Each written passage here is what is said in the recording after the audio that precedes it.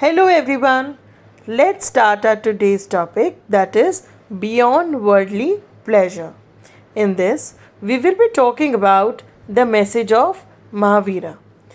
If you can see the image figure number 4.5 on this slide on the left hand side, this figure shows the image of Tirthankara from Mathura, that is around 3rd century CE. Now, the basic philosophy of the Jainas are already in existence in the area of North India before the birth of Vardhamana. Vardhamana, who later on came to be known as Mahavira. So, here we are talking about the philosophy of Jainism and also the message of Mahavira, who was earlier called as Vardhamana in around 6th century BCE. Now, according to the Jaina tradition, Mahavira was preceded, meaning before Mahavira there were 23 other teachers or Tirthankars, which means the people who guide men and women across the river of existence. So, Tirthankars are the teachers who are guiding men and women across the area. Now, the very important idea in Jainism is that the entire world, whole world, is animated. The entire world is animated, meaning that even the stones, the rocks, water have life. Everything in this whole world have life. Whether there are stones, there are rocks, there is this insect or leaves, everything in this whole world that is present has life. And that is why no harm should be done to the living beings, especially if we talk about the humans, animals, plants, and insects.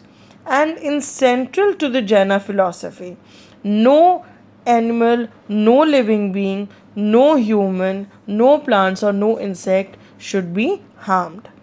Now, in fact, very importantly, the principle of ahimsa within Jainism has left its mark on the Indian thinking as a whole.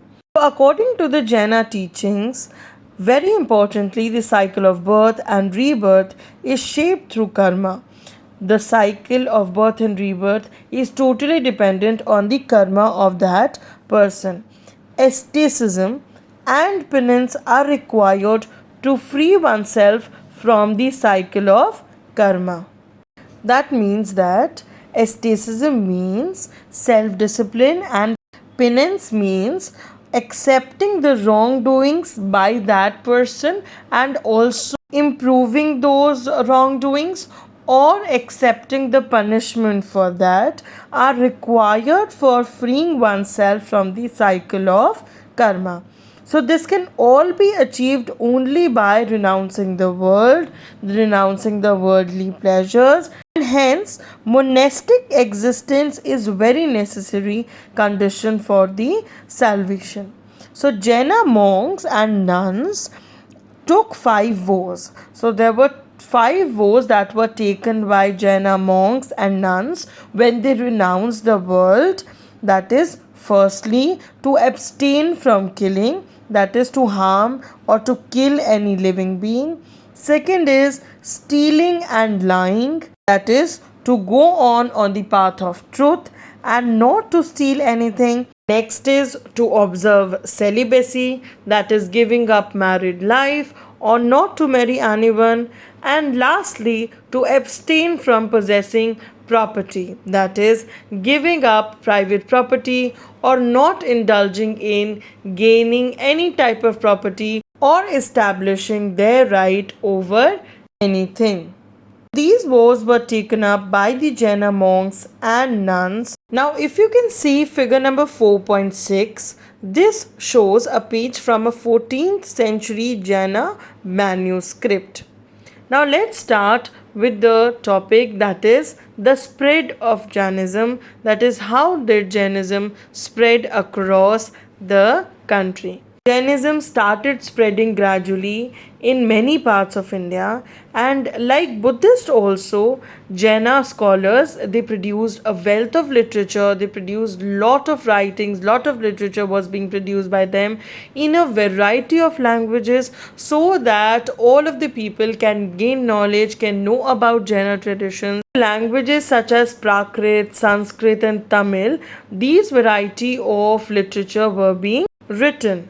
And for centuries, manuscripts of these texts were carefully preserved in libraries attached to temples, so that the people visiting the temples can gain knowledge from these preserved manuscripts about the Jaina tradition.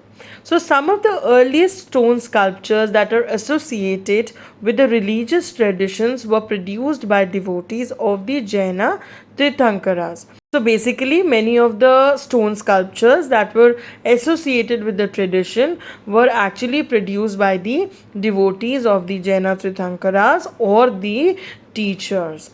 Now, they have been recovered from several sites throughout the subcontinent. Many of the manuscripts have been recovered from several sites throughout the subcontinent, and they were read widely.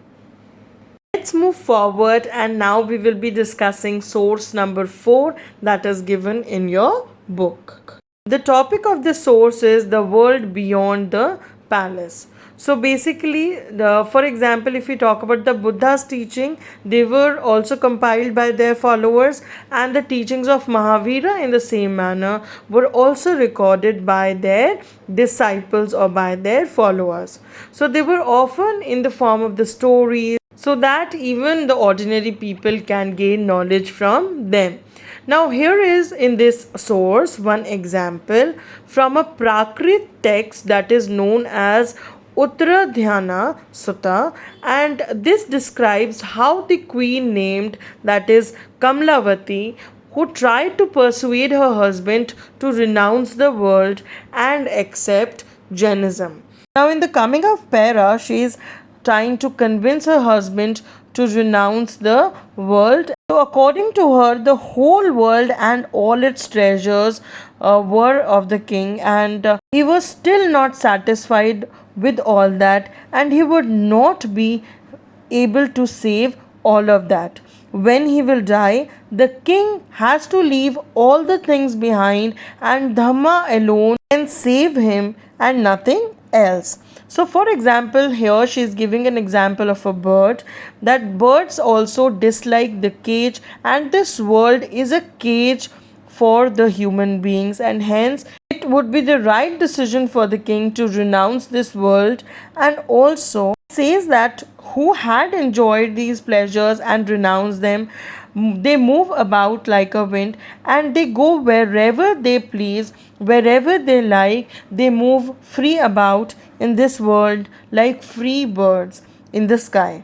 Now, she is convincing the king to leave the large kingdom and abandon all the pleasures, all the senses, without any attachment towards any property or any person, and practice severe penance, that is, he should accept all the wrongdoings which he has done, and he should accept the punishment for the same to be free from the cycle of karma. So, children, that's all for today. We'll come back with the next topic in the next video. Till then, thank you so much.